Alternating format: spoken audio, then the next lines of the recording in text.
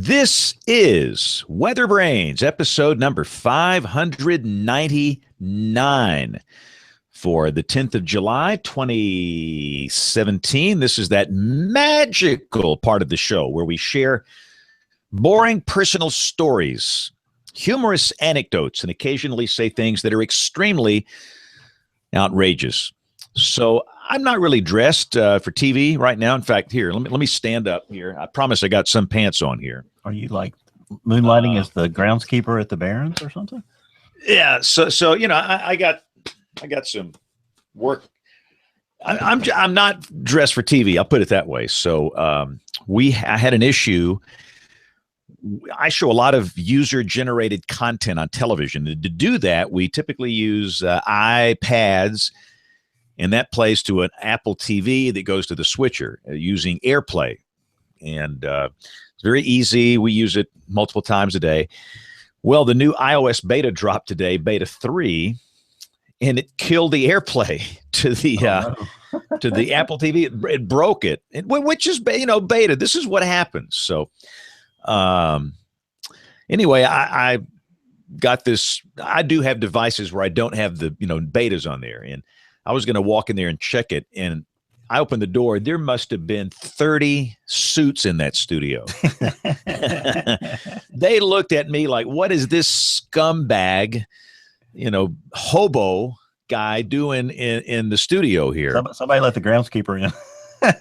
Yeah, that's right. This guy's been out here cutting the grass, and I saw him feeding raccoons earlier.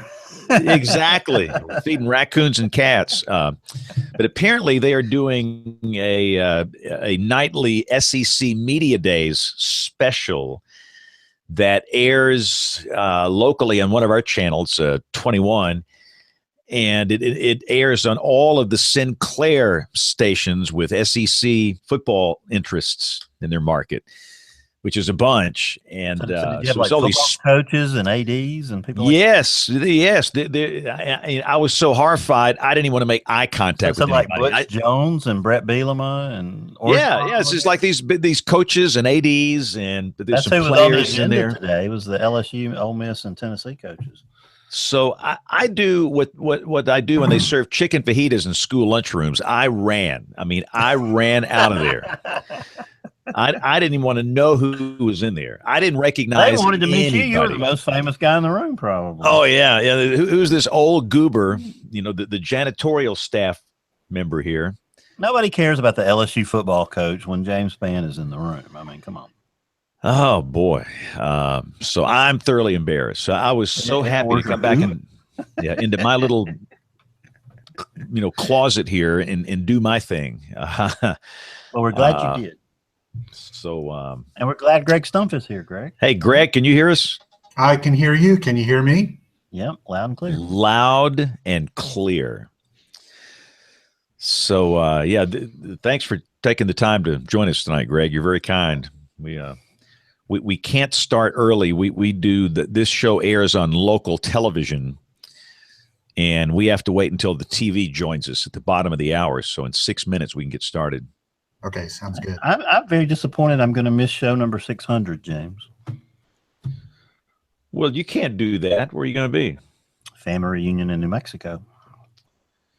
And I think we have a dinner Monday night, so I'll be out of pocket. Come on, just pop in on you. Like I told Brian Peters, Brian has an internet outage, which, well, number one, I told him how to get around that. Brian uses AT&T. In this market, the big facility that has all the AT&T service guys happens to be next door, and Brian didn't know that. I've learned if you go over there and take them a cake, like I get in the schools, that they will, instead of having to call somebody in India and it takes 6 weeks or whatever, you bring these guys a cake, they'll come out and get you back on like that. Yeah, exactly. So Brian just needs to walk next door and sweet talk these guys. But anyway, his normal connection at the house has been disrupted. I think it's a hardware problem with his modem. But I said, Brian, you've got these things. You can get on the air with a phone on a Google Hangout. It's not that hard. Mm-hmm. But no, he didn't want to do that. So he just wants a weekend off. I think he wanted to go to prep Dave Baird's retirement party. Dave is our news anchor here. For those that don't know, Dave has been in broadcasting for over 50 years. In fact, he was inducted into the Gold Circle, the Emmy Gold Circle, which very few people make it that far. That means 50 years of continuous service in broadcasting. I'm in the Silver Circle, which is 25. And But he's not retiring, is he, James? yes. Oh, wow. His last day is the end of August. And we told him, Dave, we want to give you a party, and we're going to have it at Wesley's Booby Trap Lounge. And for those people that don't know what that is, you don't need to know. But we figured anyway. Brian was going up to Brian was going up to the trap to set that party up tonight. So I'm going to get a Coke Zero. I'll be right back. Okay. So, Greg, I think Rick Smith is going to be on the show tonight. You know Rick, don't you? Yeah, I do. He should be here in a minute. A lot of this is vacation season, so a lot of our people are out. In fact, I was not here last week. We had to do 2 shows the week before that. But you can tell I'm not dressed for television either, James. Is Brian on tonight? Now, Brian's internet connectivity is down, which is I told him, Brian, use your phone, man. You can get on a hangout with a phone. It's not that hard. And I know you don't have the big cool microphone and all this other stuff, but you can do that. But I don't think he's going to join us. So we're at the mercy here of may just be us girls. The 3 of us girls here, yes. And we're at the mercy here of the network of the National Weather Center. I didn't want to trust my Cox cable at home for this, so I'm up at the office. That pipe is huge. Yeah. I mean, I did a speed test in that building one time, and it just whoop, and it. That's what you have at home now, James. Well, yeah, but I think like I've got fiber now in my house, which is marvelous. But I want to say at the National Weather Center, when on that speed test I tried, it was literally 1 gig. Where at my house it's doing like 800, which is still unbelievably good. I am just, it's so good. It's creepy because when you like upload a video, you press the button and nothing happens. And you think, well, what's wrong with this? Nothing wrong with it. It just went in a second. I mean, that's how fast it goes. So, but that National Weather Center bandwidth is very good. In fact, that we used it during the show we did there, Bill, with the live audience and Chuck Doswell. Mm-hmm. Do that again sometime. We got to do one of those again. And that's the key. See, all you guys that, are sophisticated broadcasters, you sit down there in one end, you put me and Chuck on the other end.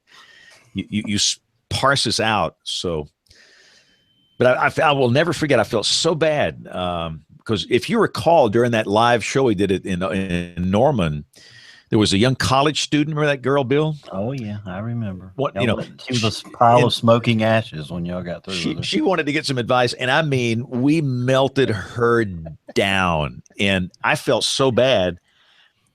And this summer, we have interns every summer.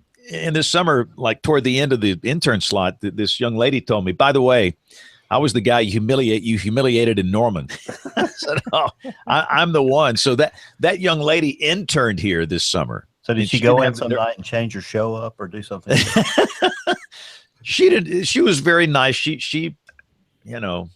just didn't want me to know until the very end. But I'll say this: she listened, and you can respond in different ways to something like that. You can get your back arched and just block it out, or you can maybe listen for some tidbits of truth. And I really think she did that. So she'll do fine. She's got her first job. She graduated back in May. And she's got her first job. I want to say it's in Missouri somewhere. So she's actually doing television weather, living the dream like Kevin Selly's living the dream. The accelerant. No way, man. Who are we talking about? We had that young lady that we just, humiliated at the live show we did at the National Weather Center in Norman. Oh. Chuck Doswell and I were down there. Oh, and it was just brutal. And, and Chuck, when he starts into his stuff, he gets me all whipped into a frenzy, and I start going. And she interned here this summer, and she didn't tell me that she was the one until right before she left because she just didn't want me to know. So I felt bad, but she said she appreciated the frank tone of the discussion and honesty and laying it out there. So, but she's working. So, Kevin, are you cranky tonight? I'm sorry, I had muted for a second. That impresses me that she went in there with you and interned for a while and didn't say anything. That shows some guts, I think. No, she does. She's got guts. She's very feisty and she's got some sass.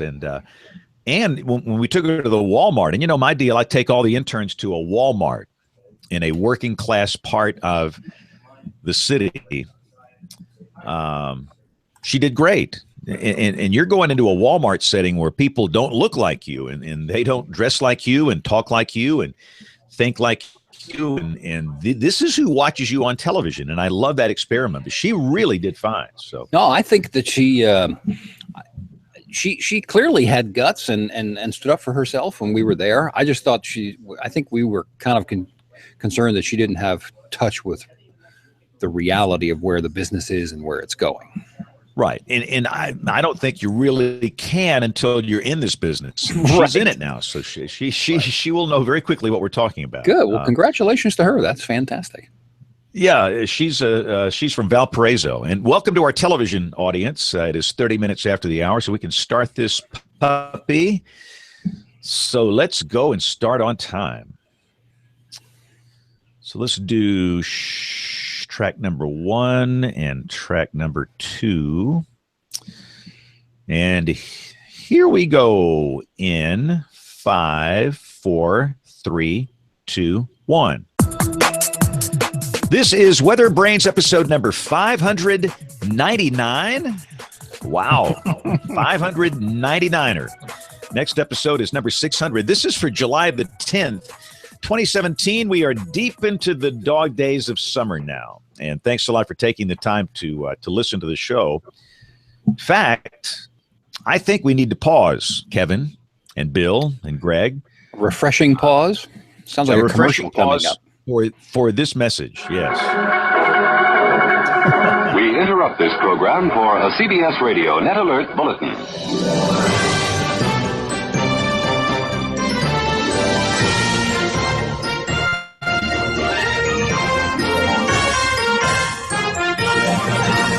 From the newsroom inside worldwide headquarters of WeatherBrains International, this is a heat emergency update. Okay, stand by live, stand by graphics, stand by effects, stand by cameras 2, 3, 4, 5, and 6. Stand by HD Superjet Copter 17, microwave truck and satellite feeds locked. Cancel mix minus to talent.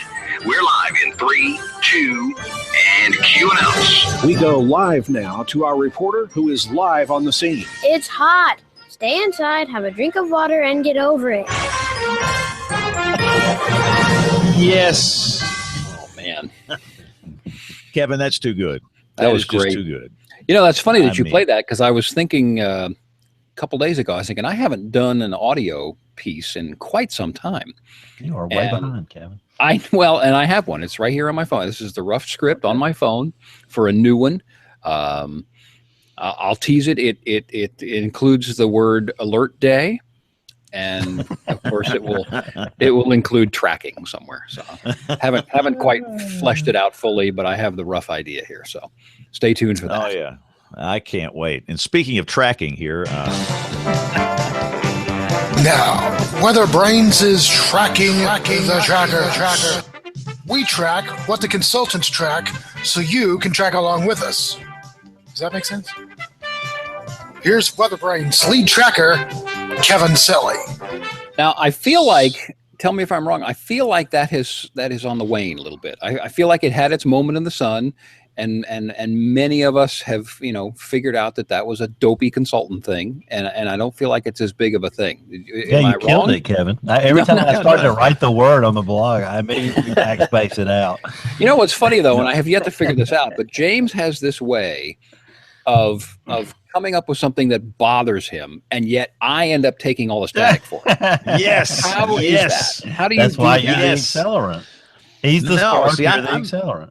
I want all the nasty hate mail coming to you. I think you might be right because, number one, they know that they're going to be called out on this show. Yeah. If you say track or tracking every 5 minutes, and for those that don't know, this is some silly consultant goob thing where they claim if you say the word track or tracking like every other sentence, you're going to be number one. You are propelled to the top because of that. Yeah. Where it's my opinion that it drives people nuts. Yeah, especially when it's not done. That's what happened was they came in and they said use tracking, and people went off in 10 different directions that just didn't make sense. They were tracking for the sake of tracking, not tracking because it was appropriate. And then they had management coming down. I'll never forget. I got a note from somebody that said their general manager came in and said, and was tracking the number of tracking mentions. And I'm like, you got to be kidding me. I mean, that's ridiculous. That is I told the story the other day. That is akin to what I dealt with years ago. And I will make it. It was Alan Winfield. He was the chief in Richmond when I was doing mornings. And our general manager used to come in and want to kibitz on the look of certain graphics, and especially radar. He was particularly attuned to that, and he wanted to comment on the colors and things. And he was color blind. The man would come in and say he wanted this, that, and the other thing. He was colorblind. And Alan was a genius because he learned that what he could do when Rich would come down is and start, doing this nonsense stuff. Alan would start throwing out meteorology terms in the discussion, and Rich would glaze over in about 30 seconds and leave. And that was how he got rid of him. Wow. Well, I do think you're right, though. I think that people don't say that as much. But and again, it seems to have shifted to these first alert, first warn, emergency days and they come on television and say, I am declaring it. I am declaring. It's like I am the Pope of this dump, and I am declaring a first alert weather emergency day. And it kind of bottomed out. Yeah, that's the one that drove us. So the dew points are creeping up into the 70s. The return of tropical moisture. We are declaring a first alert emergency day. This is like summer in the deep South. I mean, wow. Yeah. But they're doing it for fog. 63-degree dew point from this morning. Yeah, I mean, they're doing it for fog. In anything, and it's just, and on their, all the digital properties that these TV stations have, everything starts flashing red, and these spinning lights, and sirens are going off, and woo, and it's just like, guys, this is insane. I still think I wish Aubrey was here because she was the one that told us. A lot of times you hear what the consultants say, but she had somebody. She was recounting them being there and telling her that what you have to do is you have to seek out every day. There has to be some inconvenience or some I can't remember the words, some bad thing that is happening, not bad weather necessarily, but you've got to look for the rub against the viewer or the user. And then that's what you're supposed to harp on because somehow you're helping them with that. I couldn't believe that was the advice they were giving. And also they want you to find the first significant weather event in the future, even if it's beyond 7 days. I mean, they want you to dive into the land of voodoo and just, it's a possibility, whether it's a hurricane or basically they're looking for somebody that's going to post a 384-hour snowstorm off some, rogue model. And it's just a strange world we live in. But Bill Murray, what? I'm sorry I interrupt you, but on that point, there's a television meteorologist who I won't say his name. I respect him greatly, and his company goes off and does a lot of research. And completely contrary to that, what you just said, what they were finding, because you're talking about there's so many people now doing these 10-day forecasts, and I see these graphics go by, and they're just full of noise. And they actually found through their research that they were being dinged for going too far out because the accuracy went down. And that's what I have said. It goes back to, how long have I been doing this now, James? It's almost 25 years since you and I have known each other. And one of the first things you told me I always remember was don't waffle people. And what are we doing? We're going further and further and further and further. And those days 7, 8, 9, and 10, they do nothing but change. And yet we're throwing it out there because the consultant seems to think that that's some sort of clickbait. And it's ridiculous. Yeah, and when you do that, when you're throwing out a 10, 12-day forecast, you can't comprehend all that in 8 seconds it shows on TV. I mean, you need to show it for like 30 seconds for it just to sink in. Right. And it's just bad. Yeah. But before we get too cranky, I'm sorry, I'm cranky. I'll stop. No, go. Well, those graphics, you're exactly right. You put up those graphics, they're on TV for 8 or 10 seconds, and there's so much data. And then you think, okay, well, maybe if somebody can sit and ruminate on it and be exposed to it for a minute on social media or something, but then it's a horizontal graphic that most people are looking at on their phone, which is all this wasted space. And so it's this tiny little thing, this horizontal thing crammed into a vertical space. And there's no way that you're going to take time to blow it up, enlarge it, go through. It's just noise, and it goes on by. I hear you, brother. Preach on. Why? Did I read? Never mind. Go ahead. I'm on a No, we're gonna come back to this because people have been begging Kevin to get cranky. So, just but raise Bill, we got to anytime you can talk, Kevin, and we'll put you all on. right. Yeah, just raise that hand. I Bill, don't have bring to in do our the- special guest. I don't have to do the Fox show today, so I can stay. Oh, good. That's right. You got the home run derby. Well, tonight. James is doing the Fox show, but I'm in the studio, so I don't know how much I'll be able to talk. But I'm going to go find this Seth Godin thing. I don't think I've ever read this on the show. It's really good. Okay, good. We'll look forward to it. Thank you, Kevin. Well, tonight's guest, WeatherBrain, is a research meteorologist at the University of Wisconsin in Sims. He's a counselor for the National Weather Association, in charge of a huge Monday night event at the National Weather Association annual meeting in Garden Grove, California in September. Greg Stumpf, welcome to WeatherBrains. Thank you very much, Bill. First, I must say, not Sims, Wisconsin, but Sims, Oklahoma. Exactly. So tell us exactly what Sims stands for. The Sims in Oklahoma is the Cooperative Institute for Mesoscale Meteorology Studies, and it's a NOAA cooperative institute. We are contracted through NOAA, various agencies in NOAA to perform work as university employees, and I'm contracted through the National Weather Service. Outstanding. Well, good. Well, we're glad you're with us tonight. So you heard all this yapping about, from a bunch of broadcasters, Greg. You don't have to deal with broadcasters very much. Produce products we rely on, but we are tied into any of the stuff we're talking about tonight. Some of the work that we're starting to get into here, we are working with some broadcasters. So the new Facets initiative, that's the forecasting See if Steve James can tell you what the acronym means. James, you've been a big fan of this lately. No, I don't know what the acronym is, but I love the concept. I'll put it that. I don't know what it stands for, but I love the concept. It's the forecasting a continuum of environmental threats.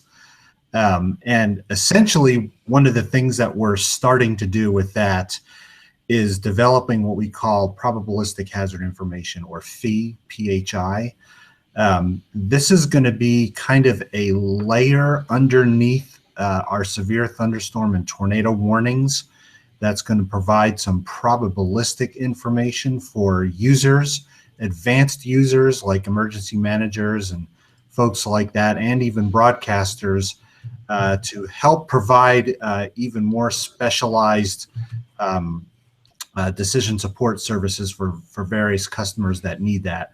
And you can think of something like an outdoor event or something like that that requires a longer lead time for a particular thunderstorm hazard than a current warning does today. So what they would end up getting is a lower probability, longer lead time type of hazard alerts, and which they can then execute their various protocols and things like that.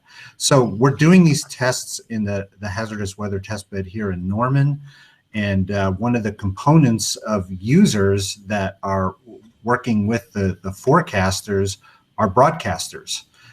They're taking the fee information and they're providing their own slant on how this could be used in the broadcast world.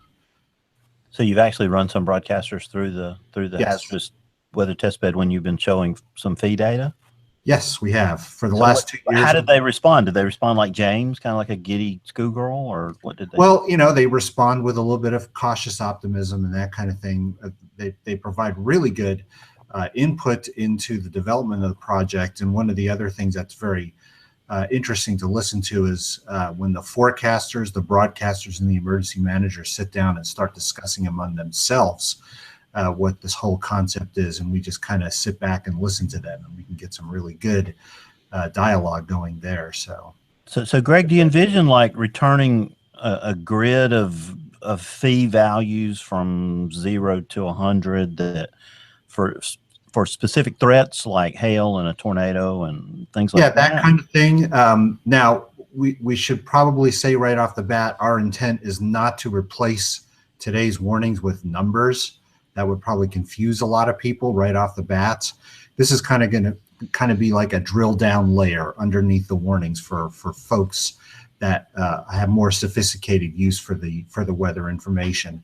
You could change weather radio type. You could bounce between levels or with apps and things like that. Exactly. So let's say you have a specific warning app that you plug in where you are.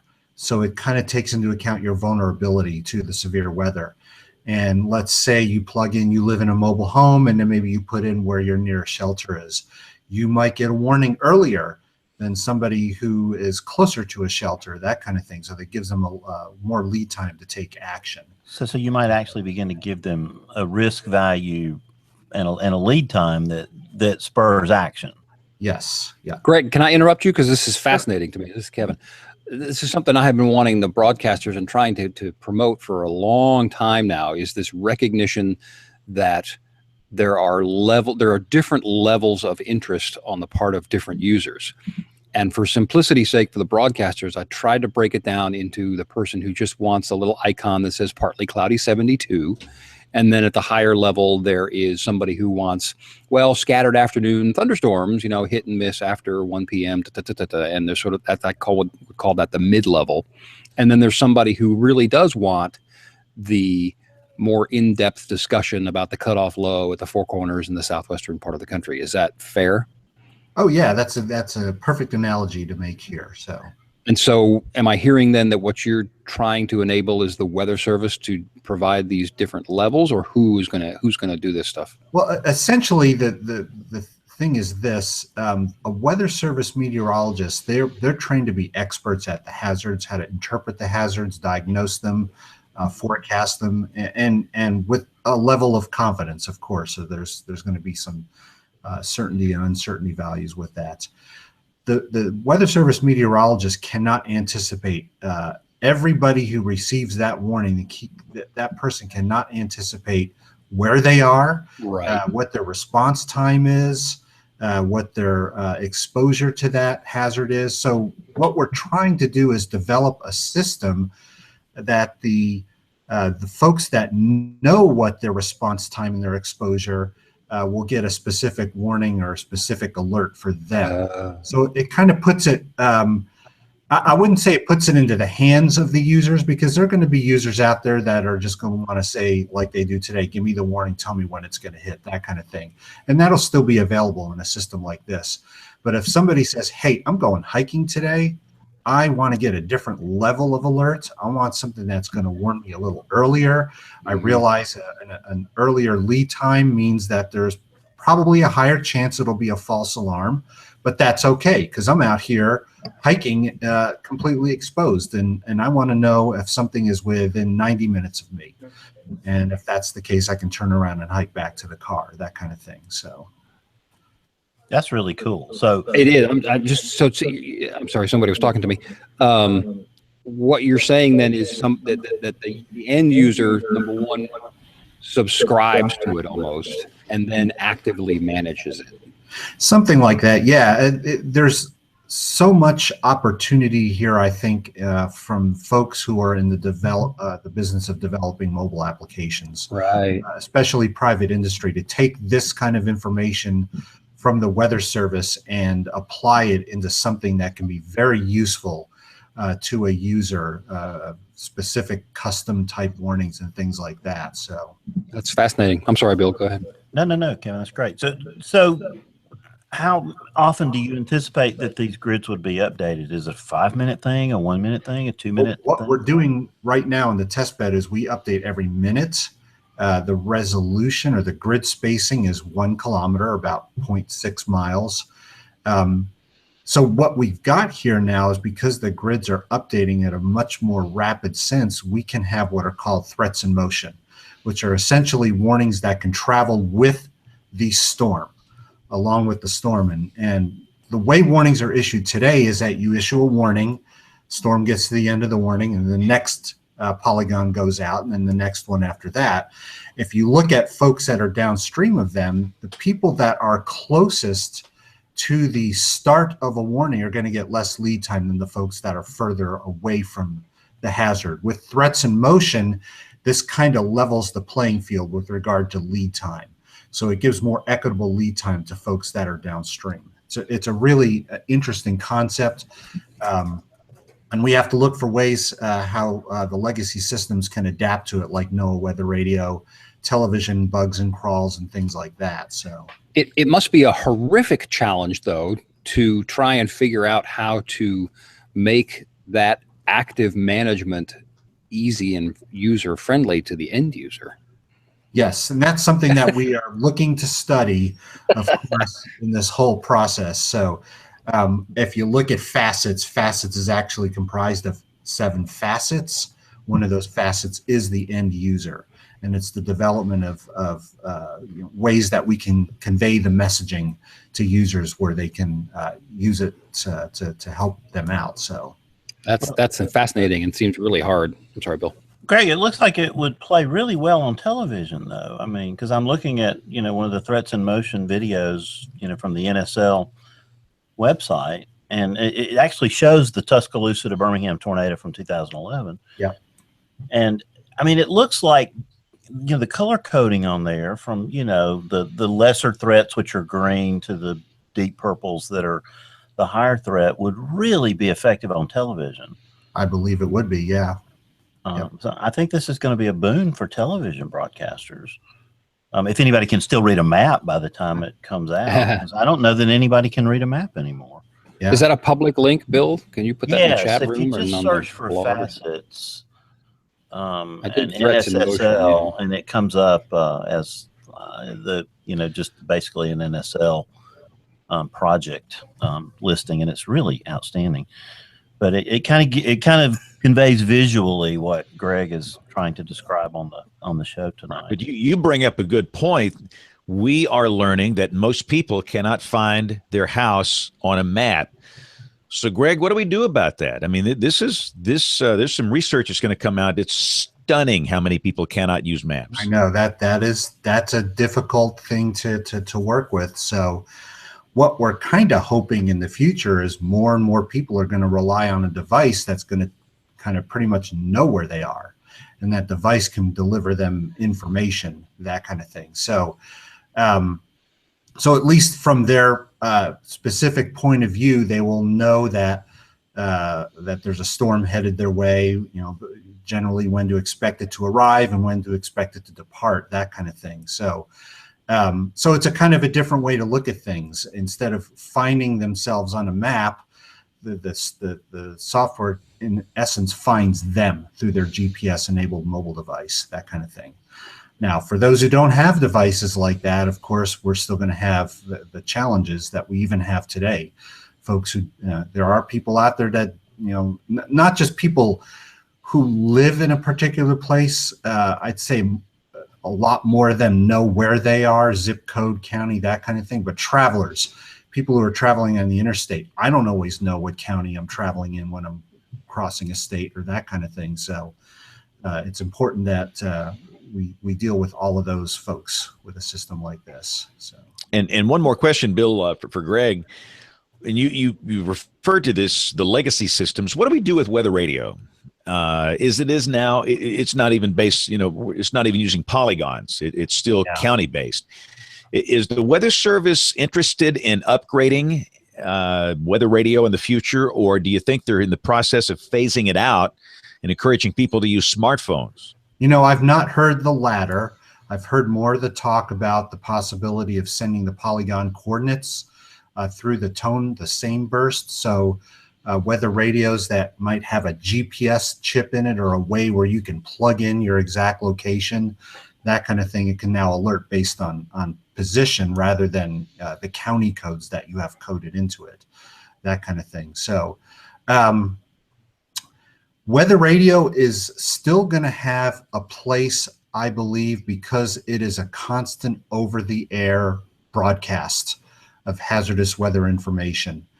And we know that, okay, a couple of times, yes, weather radio transmitters can go down, but I think when you think about the cell coverage today, it's better than it has been, but there's still a lot of holes out there. In fact, I know at my girlfriend's father's house in the middle of the city of Tulsa is a hole for AT&T coverage in the middle of the city. So you're going to have these holes here and there that are going to affect your receiving of the messages and stuff like that. So yeah, I have right. And I think everybody in social science, they encourage people to have two ways of getting warnings. Two. Yep.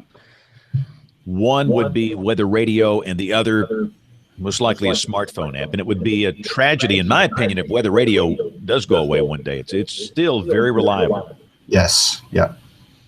So anyway, so that's kind of one of the things that we're working on here in Norman. There's actually a large group of people that are involved in this, not just meteorologists, but we have social scientists, anthropologists.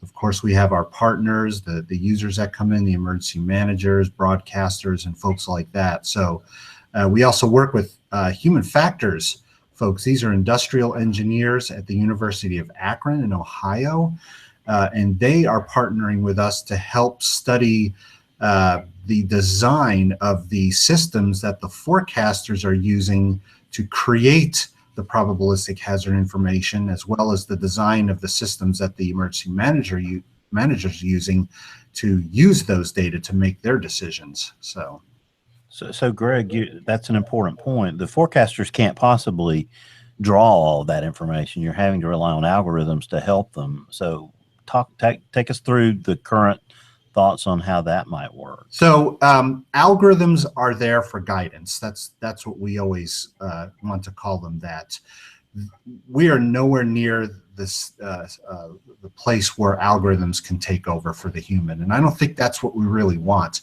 We do want to improve the algorithms, improve the guidance, and I think what that would help in the future is to free up the human forecaster to provide more explicit decision support services when they're issuing hazardous weather information. And one of the things that we're experimenting with this system is what we call it's pretty much a forecaster discussion box. And what the forecaster does is it's kind of like NWS chat, but this is more of a direct communication to the users that need the information about what's going on inside the forecaster's head as they are making their decisions to put probabilities on these storms, to create what we call our storm objects that follow along with the storms and eventually the warnings that drop out of this.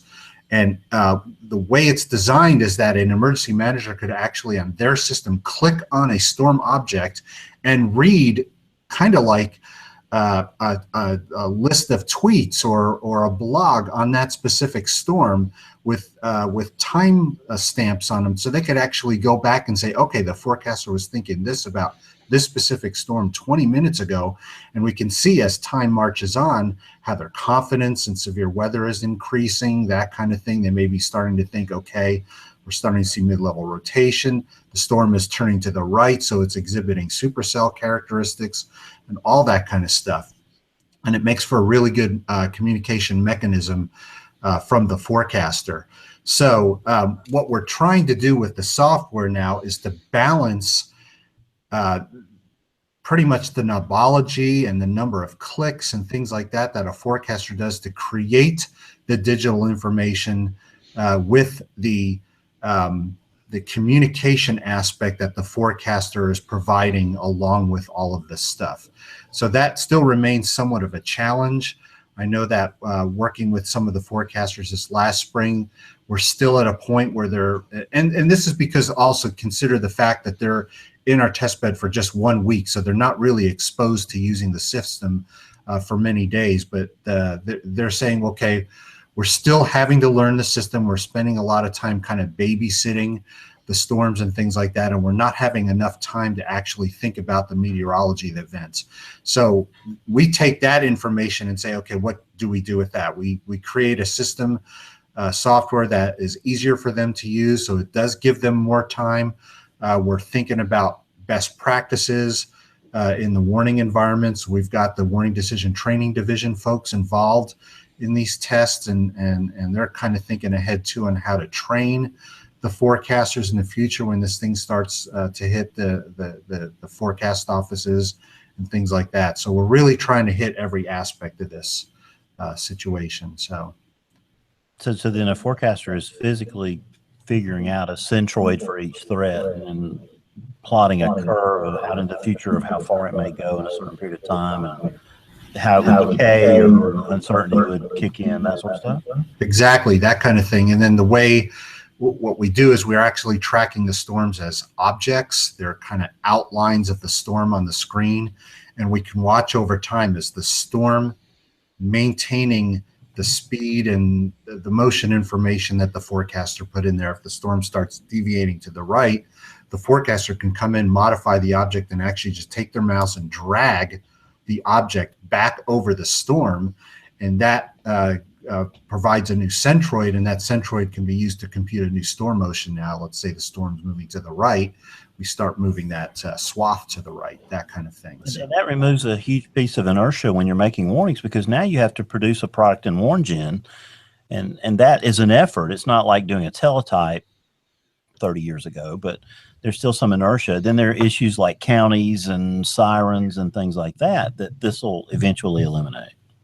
Well, what we are hoping to do with this kind of information is that if a county wants to be warned if a small portion, like the corner of the county is affected, they can decide whether or not they receive that warning, rather than the meteorologists at the Weather Service having to consternate over that decision. Should I include this county? Should I click them off? That kind of thing. Well, maybe that emergency manager who's on shift that day wants to know. Maybe there's a town in that corner of the county that deserves to be warned, even if it's just a small area. So we're trying to give more of that power to the emergency managers and the decision makers down there. But even so, when the emergency managers come in and we tell them, hey, you have more power now to kind of decide when to take action, they're still saying, but we're very used to that warning, that alarm going off is kind of our clue that you guys now think this is serious. So we're going to try to keep that into the equation somehow. So. Well, Greg, this is really exciting stuff. We've been hearing about it for several years now, and it's exciting to see it really coming to fruition, going to the test bed, et cetera, et cetera. How far away are we from this being a full-featured, something that we're using on a daily basis? I would say that a lot of wheels need to start turning to make this happen. So we think from a software perspective, we might have something ready within 4 to 5 years. That's just from the software that the Weather Service forecaster would use to create these probabilistic grids. But there's going to be need to be a lot more work there with this entire project, including we're going to have to change protocols and directives from the Weather Service. We're going to be looking at different ways to verify our forecast now, because we're going to be interested in not just things like false alarms, but false alarm area and false alarm durations. We can go ahead and issue big, wide warnings, and if there's a hail report in that warning, it's a hit. But how many people really received hail in that warning? That's also important as well. So lots of things we have to look at, lots of facets. Yeah. So talk about some of the things that are behind the scenes. I know you worked on Warn on Forecast. Obviously, that's probably still a part of this. Warn on Forecast is going to be used to provide probabilistic guidance kind of in the 0 to 2 hour time frame. And what we hope that will provide us is information beyond just extrapolating a particular threat. So you may have a storm just developing, but there's no signature of a tornado yet, that kind of thing. A Warn on Forecast model would hopefully in the future provide us probabilities that, say, 45 minutes from now, we should start thinking about tornado probabilities on a storm like this. So that's essentially where we hope the warrant forecast component comes into all this. So is that program being run only experimentally now, Greg, behind the scenes? Yes, or y'all using it? Still experimental. That's not some GRIB data you can pull from a server somewhere? No.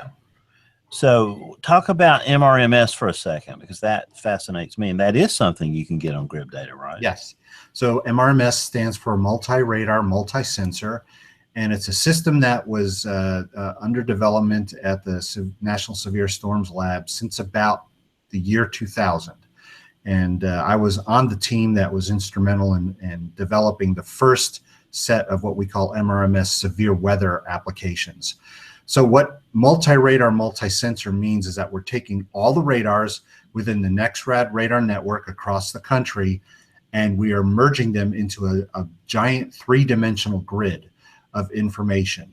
And that grid can be updated. We're doing it every 2 minutes. So every 2 minutes, it kind of looks at all the radars and where they are in their scanning and adds the new data in from those particular radars and throws out whatever was there the previous 2 minutes. So it's a constantly updating grid of information from which we can derive severe weather products. Like for those of you who are used to using the Gibson Ridge 2 Analyst Edition, there's gridded POSH and MESH, which is probability of severe hail and maximum expected size of hail.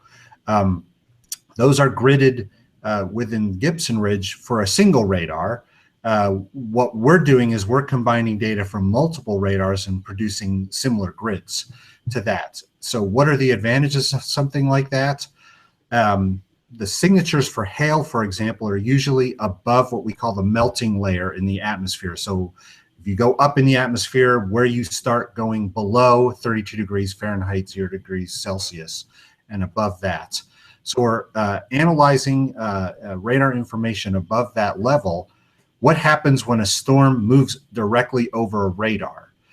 A radar only scans to a certain elevation. It's 19.5 degrees. So when a storm moves over the radar, that particular radar cannot see the storm in the higher levels anymore. So with multi-radar, we can fill in from other radars that are further away, fill in that information and provide a more complete picture. So that's one of the advantages there. Another advantage is if a storm is, say, for example, equidistant between two radars, we actually provide double the number of slices through that storm. So we're sampling it more. That's providing more accuracy in the diagnosis of that storm, things like that. So it's like a consolation prize for being in the radar void, huh? Yes.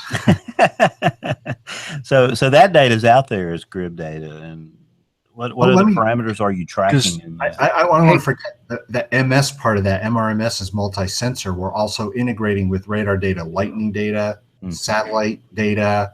The satellite data and lightning data are important for filling in gaps, for example, in the western U.S. where radars can't see the precipitation echoes and things like that. So Greg, is the multi-radar going to help us? Like here, for example, we just went through a multi-day, it was at least 5 days where the Frederick, Oklahoma radar was non-functioning. Yeah. Is that going to help us? I mean, I know velocity products can only go a certain distance, but are we able to see that here on the TV side and the end user? I mean, it'll help if a radar like Frederick goes out. There's going to probably be I wouldn't say a hole in the data, but an area where the data are not sampled as well.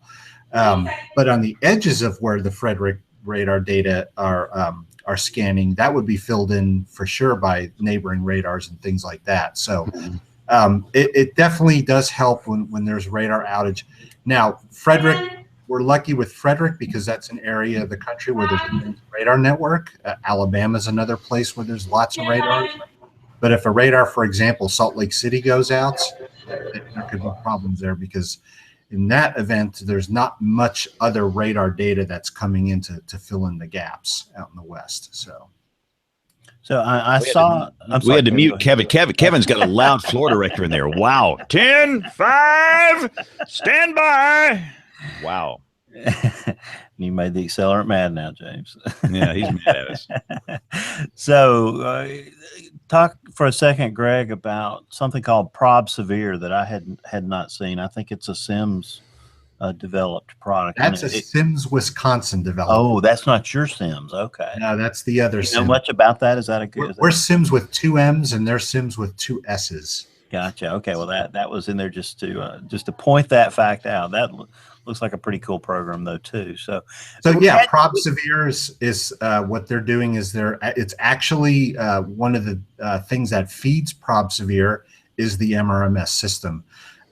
It's using it to identify automated storm objects, and then it takes information like the hail size information, but also near storm environment data, and then the big thing and lightning data, total lightning data. So that's not just cloud to ground, but also intra-cloud lightning. But the big thing that Prob Severe does is it's using satellite information and now GOES 16 data in there to look at things like cloud top cooling rates and stuff like that to provide some really good information on probability that storm will produce severe weather. So that's actually one of the guidance products that we use in our fee software as well. So that is really exciting. So the main reason I wanted to have you here tonight is something that we have coming up in September at the National Weather Association annual meeting in California. You are very closely aligned with the research and operations interface. Yes. Greg. So you and a team of luminaries in the NWA developed this event that's called the RON. So tell us what the RON is and who it's named for and what's going to happen that Monday night at 6:30 in Garden Grove. Okay, so the RON stands for Research Operations Nexus. So what we're trying to do is bring folks from the research world and folks from the operations world together to build new relationships, to take new research ideas and turn them into something that a weather service forecaster can use in their operations to improve their forecast and warning abilities, that kind of thing. So Ron is dedicated to Ron Przyboliński.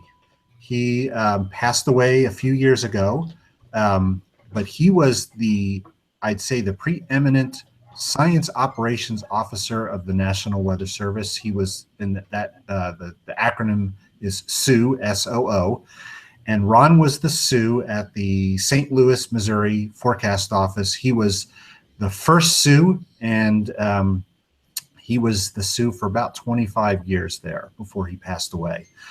Now, what makes Ron special as a SOO is that he has this incredible knack for developing relationships between the operational world and researchers.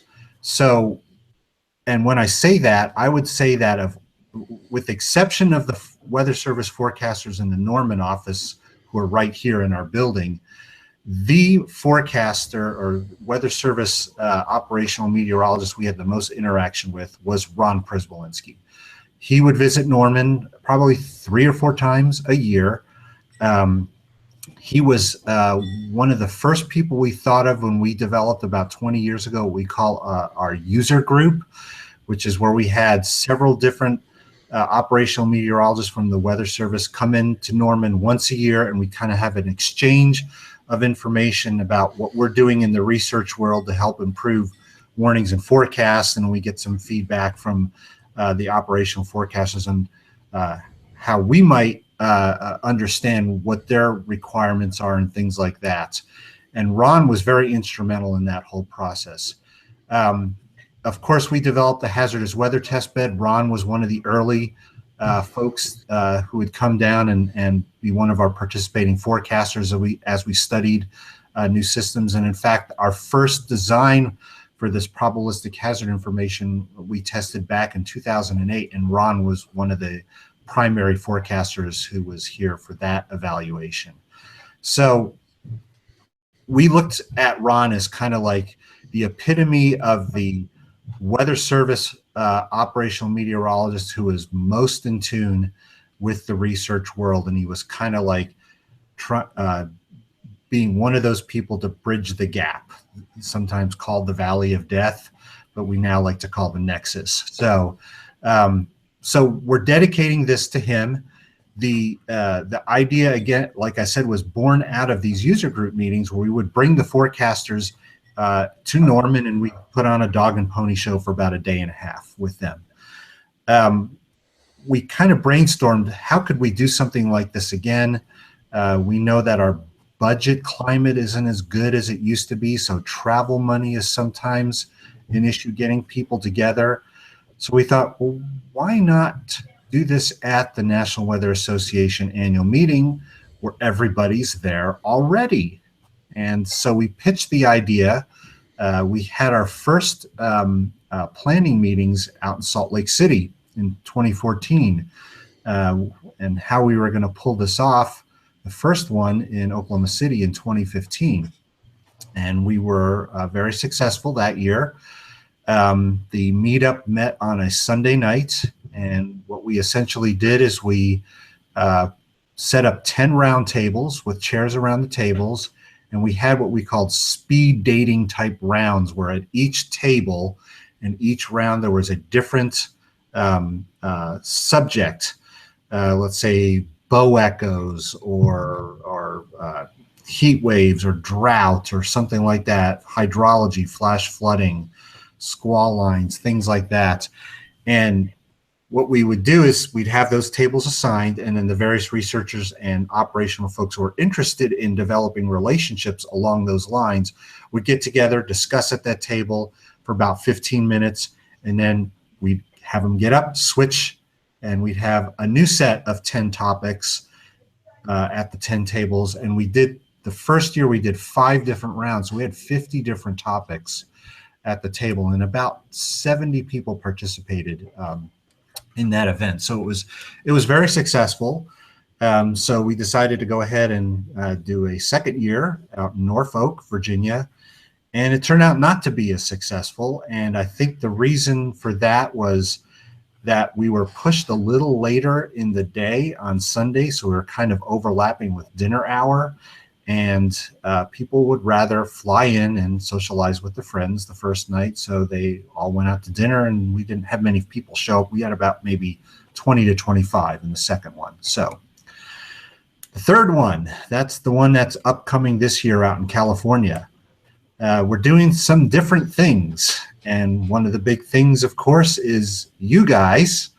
We're going to have WeatherBrains represented at the meetup with a table. It'll be Bill and Brian will be out in California, and they'll be broadcasting from the event. And the idea with WeatherBrains is to kind of give some more exposure to this whole process of developing these relationships between the academics and the operational meteorologists, and reporting from that, and the benefits that we gain from that, and things like that. So we moved it to Monday night, so we hope to pick up more people that way as well. But I think having this broadcast going on at the same time is going to really bring more exposure to the process. We kind of want to kick it more into a little bit of a high gear again for this year, because next year's NWA annual meeting is in St. Louis, and that's Ron's spot. Okay. That was city. So we think by then there's going to be a lot of people interested. So Greg, how do people get to be a part of this, either on the research side or the operations side? Do they just sign up? Do they have to be selected to do it? How do you get chosen? When they register for the annual meeting, just click the box and they will register for the Ron meetup. It's a free event. It's going to overlap with the last hour of the Monday night icebreaker. So we're encouraging folks to bring in their finger foods and their beverages, whether they be non-alcoholic or the other kind, to help spur discussion and just have a very productive get together this year. So it will be a lubricated Nexus. That will be could very well be. Yes. And that, ladies and gentlemen, is the show title right there. So if you had show title in your drinking game tonight, go ahead and check that one off for tonight. So that's really exciting. So the icebreaker is going to start at 5:30. This is going to start at 6:30. Yes. Is that and that's 6:30. Agenda we seen. That'll be 6:30 Pacific time, which is 8:30 Central time. Did it just perfectly for us, James. Yes. Just for us. So this was supposed to be a training session for Brian Peters, James. I think he should have an unexcused absence tonight. Really? Where is this guy? So this is going to be a lot of fun. We're looking forward to it. Bruce Thomas is going to be our sort of he's going to be our temporary guest booking officer that night to help us funnel people that are actively involved in research and operation and catch a glimpse of what they're talking about at the tables. That's going to be a lot of fun. Greg, thanks for letting us be a part of it. Yeah, and we have and thanks to you for being a part of it as well. I think this is going to be a great thing. So we have a great group of facilitators, and what we intend to do during the broadcast is we're going to do 3 rounds this year, and during each of the rounds, we're going to take 2 of the facilitators over to the WeatherBrains table, and we'll be chatting with you guys. And it'll be me the first round, as well as Pat Spoden. He is the Sioux at the Paducah, Kentucky office. He was very good friends with Ron Przybolinsky, and he's going to be talking a lot about Ron's legacy in NOAA and the weather operations and research world. That is just outstanding. So talk about what physically happens at the table. So put us in one of the huddles here and talk about what the guys. Okay. So each table will be assigned a topic. This year we're going to go with 8 tables and 3 rounds. And we're going to have one facilitator at the table kind of setting the stage for starting the discussions between researchers and operational folks. And that facilitator is going to listen in to see if any new relationships are being formed. So let's say, for example, we've got a table where people are talking about lightning. And let's say we've got 2 forecasters at the Chicago office have started the development of an app they feel would be very useful for helping diagnose when lightning can initiate in a storm and things like that. But they have no way to kind of like really do some deep research on that. So they might get a researcher come in and say, hey, that's a great idea. Let's run with that. Maybe we could get together and write a grant to fund this kind of a project. And once they got a grant funded, something like that, then they could take that and bring it to the test bed, the hazardous weather test bed, test it out, and then it makes its way eventually into operations. That's at least one way we hope this happens. So I've gone way beyond what happens at the individual tables, but at least at the specific tables, the facilitators are kind of directing the discussion to build these relationships between the 2 sets of folks, as well as record these new relationships so we can kind of follow up later on a year from now and how things are going and whether or not the Ron meetup was something that was the catalyst for them to develop something new. So this will be like speed dating for researchers and operational meteorologists. That's exactly it. So they're going to be 20-minute rounds, and at the end of the round, we ring a bell. They've got 5 minutes to pick their next table, and then we start up again. So by my calculations, this will be over in about an hour and 45 minutes? We go about 2 hours because we do a setup at the beginning. We talk about Ron a little bit, give the guidelines, and then at the end we kind of wrap things up. It may be a little less than 2 hours. So still plenty of time to have dinner with your friends. Still plenty of time to go out and have dinner. So come and go to the icebreaker, have a drink, grab an hors d'oeuvre, make some history, and then go out and celebrate. Yes. Yeah. All right, good. Well, we're really excited about it. Thank you for letting us be a part of it, Greg. I think it's going to be a very fun event. You mentioned, the climate for funding these days is that a real fear for you guys as researchers on a day in, day out basis? Oh gosh, it's always been a fear. You never know from year to year what the funding climate is going to be like. So, we basically take what opportunities are out there, and we try to tailor our research desires and needs towards specific requests for proposals and things like that. So, but yeah, it's every year there's always that fear that funding lines may shrink, go away. But then there's also been the nice years where all of a sudden, hey, there's $3 million here to be spent. Now write a proposal and we'll decide if you're one of the people willing to get some of this money, that kind of thing. So I think what we got now, though, there's a little bit of exposure with this, the new, not the bill, but it's the weather. I don't know the exact name of it, but at least it's an initiative that's kind of at least exposing the need for more research funds funneled toward short-term hazardous weather forecasting and research and things like that. So one last question, and I'll turn it back over to James. Maybe Kevin has something else to add, Greg. But a few weeks ago, there was a big brouhaha about lead times. Talk for a minute about lead times, because you live in that world all the time. In our current world, how are we doing? What's the current state of the state in terms of that?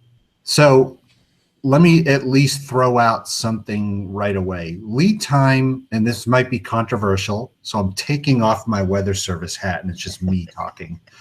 Good. Lead time can be an artificial construct if you think about it, because right now, if you want to increase lead time on tornado warnings, all you really have to do is issue tornado warnings with longer durations and just hope that somewhere down the line there is a tornado in there that has a greater lead time. The problem with doing something like that right off the bat is that your accuracy is going to go down. So it's not just about increasing lead times, but it's increasing the accuracy of short-term warnings and forecasts at longer forecast intervals. So how good are we doing it 60 minutes from now? Is it better than the way we were doing 60-minute warnings 10 years ago? If that's the case, then yes, our accuracy is better at 60 minutes. And in essence, we can increase the lead time because we know that longer lead times are going to result in more accurate warnings and forecasts. Now, the news lately of lead times going down, there could be a number of factors that are related to that. I know Dr. Harold Brooks here at NSSL is looking into things like that. One of the issues is that tornado warnings now are most frequently issued with 30-minute durations, whereas in the past they had the option of 45 and 60-minute durations. This is the default now in the workstation software, what's called WarnGen in the Weather Service, is 30-minute durations. So if you're going to decrease the durations of warnings, you're obviously going to lessen the lead time for some of the downstream folks there. So, but again, like I said, decreasing the durations, increasing the durations is going to change the lead time. What's that going to do to the warning accuracy? So, and not only that, the unmeasured false alarm area and false alarm durations within warnings, even warnings that do verify. If you've got a 90-minute duration and the tornado happens in the first 10 minutes and there's nothing else past that, you've got lots of false alarm area in that warning. So, hey, Greg, tell us about phased array radar. How's it going? Phased array radar.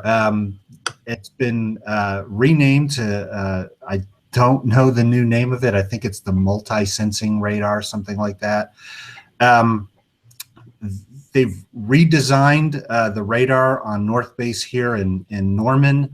And one of the things they're looking at are things like the radar that was up there was a single-sided faced radar that actually had to be rotated on the pedestal to point to the storm, and it was about a 90-degree field of view.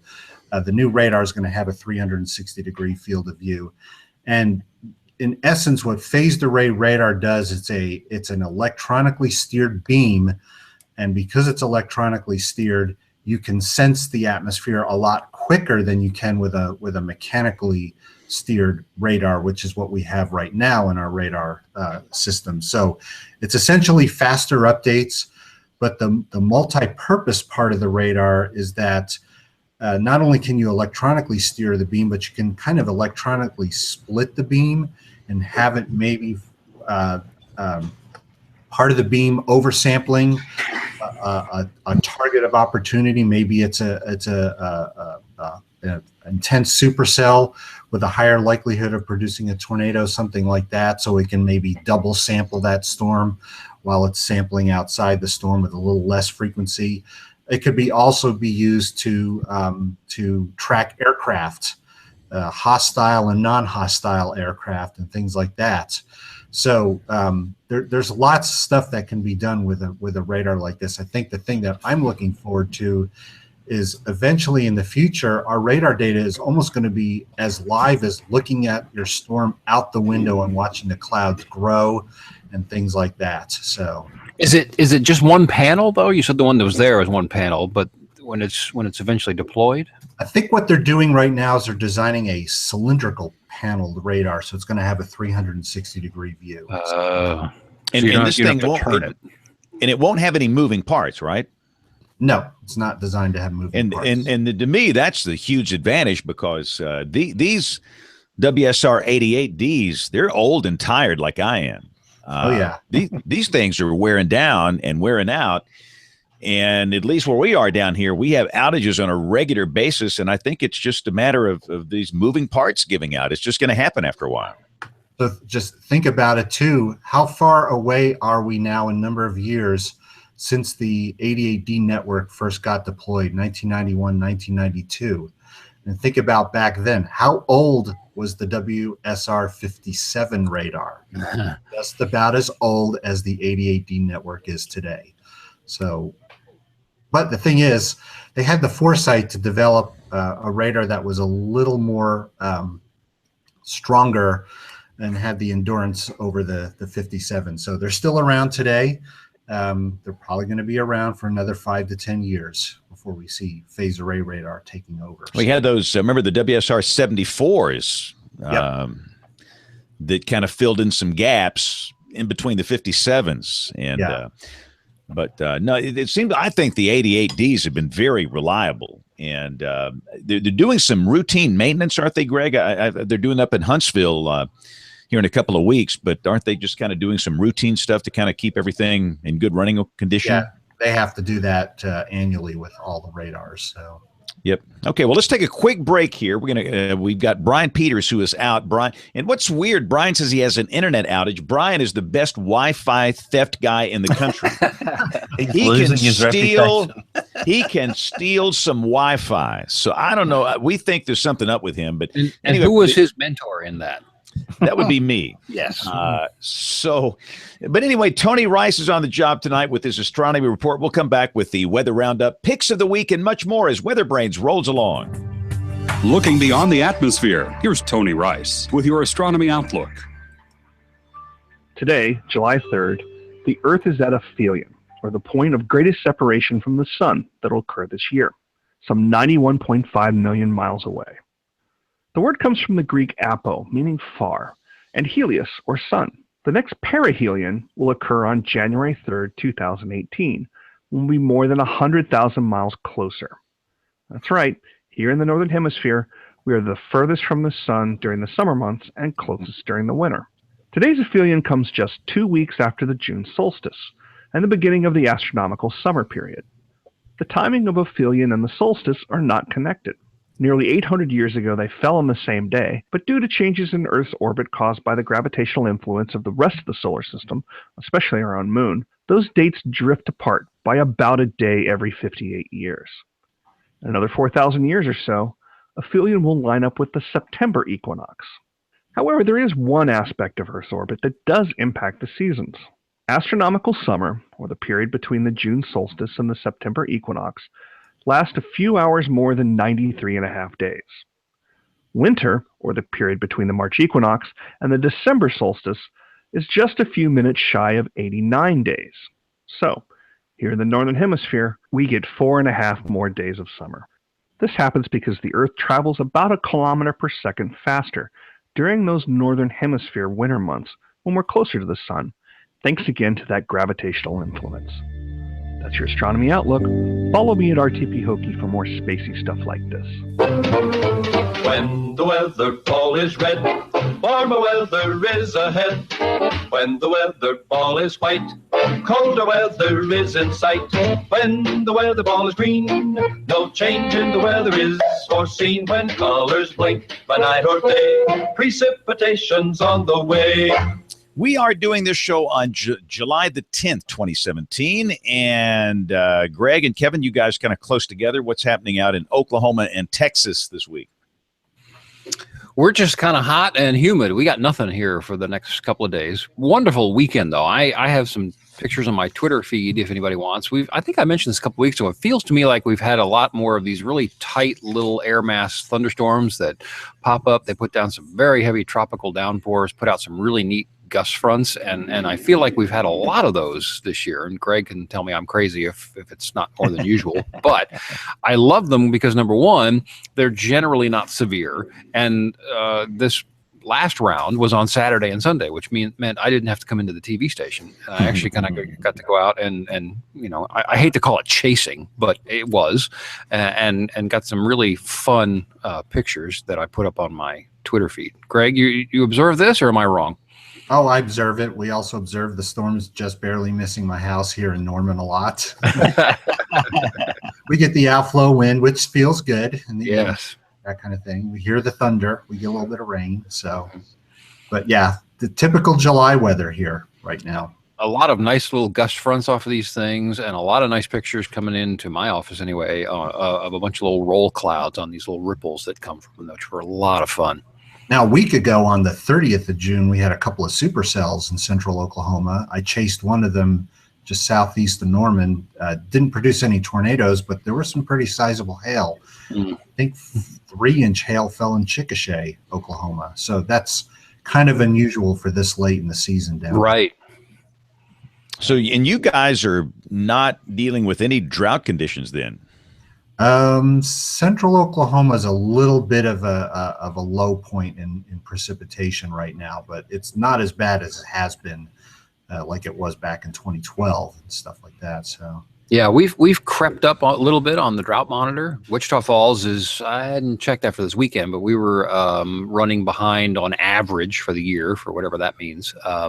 But nice little pockets of downpours here and there certainly helps the farmers, fills up some of their stock tanks and things like that. Yeah, I think our reservoirs are doing not too bad right now as well. So correct. You know, down here in Dixie Alley, we went from a severe, exceptional drought about 6, 7, 8 months ago to being waterlogged. We have had plenty of good rain. And the thing I like is when you get good rains in June and early July, you get this really good soil moisture, and that tends to mitigate the extreme heat in late July and August. Right. When you've got that soil moisture. It really does make a difference. And but we're kind of in a classic summer situation down here. In the tropics, interesting to note, looks like TD4 is trying to come back from the dead today. Don't know if you guys saw the satellite images, but it looked like it was somewhat symmetrical. There was some good outflow. Thunderstorms are kind of forming maybe a CDO. So I do believe the Hurricane Hunter guys are going in there tomorrow. Take a look at that. Might kind of drift over toward the Bahamas. And there's also a weak wave, a low latitude wave in the Atlantic. But before you know it, we'll see how this hurricane season goes. Our friend out at Colorado State, Phil Klotzbach, he put out his new hurricane outlook, and he figures it might be kind of an active season. So we'll see how it goes. But again, that's coming up soon. Before you know it, August and September will be here. But listen, I've got a dress for television, so, and Aubrey is not here tonight. We'll do a big email bag next week. But let's quickly go around the horn, and Greg will stall for a minute or two and give you time to think. We need a pick of the week. This is something he's already supplied his, James. I've got one. Well, yeah. Okay, well, good. There you go. Everything. We'll just go. Just tell us now. We'll wait no more. My pick of the week now, I don't see the chat feature on here, but I sent the link to Bill, so you can share it there. But today there was a pretty sizable tornado near the international airport in Vienna, Austria. Tornado and also some large hail, and I'm always very interested in learning about severe weather outside of North America, because it does happen, and it probably happens a little more frequently than we think, because it's just not reported as well as it is here. But I have kind of a personal connection to this too, because this event occurred just 2 days after the European Severe Storm Laboratory finished their spring and summer testbed experiments. I was one of the visiting scientists at the ESSL testbed back in 2013, and it's located in Wiener Neustadt, Austria, which is about 30 miles south of where this tornado was. So it's kind of interesting to note that they were operating for about 4 weeks, and then as soon as they finished up, there's a tornado right outside their backyard. So it looked, classic. Storms are storms wherever they are in the globe. And if you look at this thing, this part of Austria, they grow a lot of sunflowers, and heck, you see a tornado in front of a sunflower field, and you say that looks just like Kansas, but it was Austria. So yeah, I saw some of those images. Just fascinating today. In fact, one more thing that happened today weather-wise, we had that huge water spout today on the Outer Banks of North Carolina. Did you guys see that? It was just really big. In fact, we'll put a link to that up on the show notes. But there was a lady that had video on her Instagram feed, and that thing went kind of viral, but a very active day there. But that's awesome. All right, Kevin, what's your pick of the week? My own blog, still coming back off of, I'm still processing. Takes me a while to process things sometimes, but the wonderful IWT meeting that happened from Rick's office, and Laura Myers was there, Kim Klokow and Gina were there, and the little pearls of wisdom that Laura dropped were great. Those are on my Twitter feed as well. But I blogged one of the best ones we were talking about, because this is, Rick's in the Oklahoma City market as well. And I think I told this already, but we were talking about the hype level in Oklahoma City as far as television and severe weather coverage. And a lot of emergency management people in the room. And there was some level of frustration with what was referred to as hype. And then so you have to ask the question, okay, well, what is hype? And of course, you can't really answer that. And a bunch of people spoke, and they said, well, I think this is hype, and this is hype, or this is not hype. And it kind of goes back to, well, you kind of know it when you see it. But Laura came up with a wonderful definition. She asked the question, she said, are you creating awareness, or are you creating anxiety? And that's what the very short blog post is about. And I think it's fantastic. Yeah, that's a very good question. She's a very interesting speaker on the subject, and that is a very good read. So let me ask you this, Kevin. So what is your practical application concerning that, now that you've listened to that and been through that, next time you do tornado coverage on the air? Well, I have for some time, but I will try. We haven't had much since then, or any, is to continue to remember to put myself in the shoes of the end user and say, where are they? What are they doing?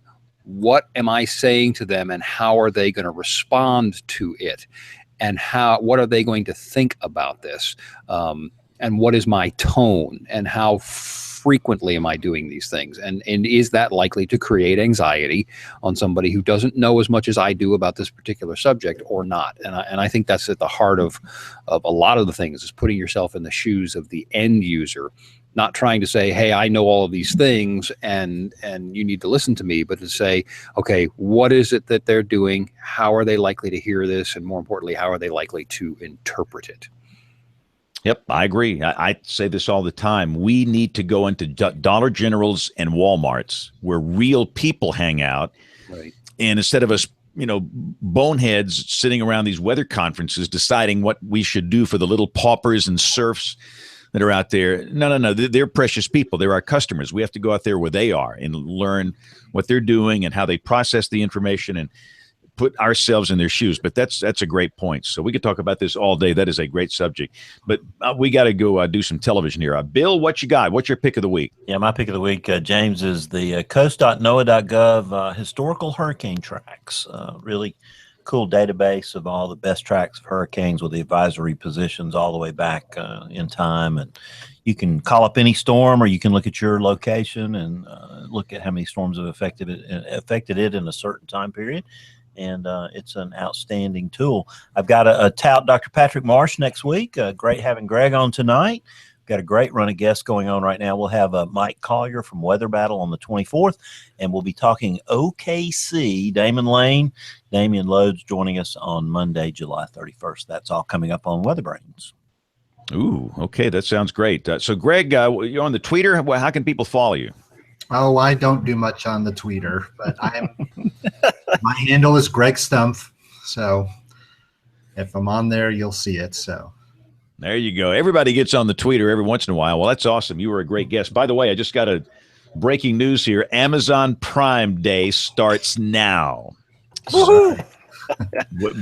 Bill and Kevin and Greg, you guys can go buy some Ginsu knives and pocket fisherman or whatever they sell on that thing. I'm a Prime member, but I've never done Prime Day deals.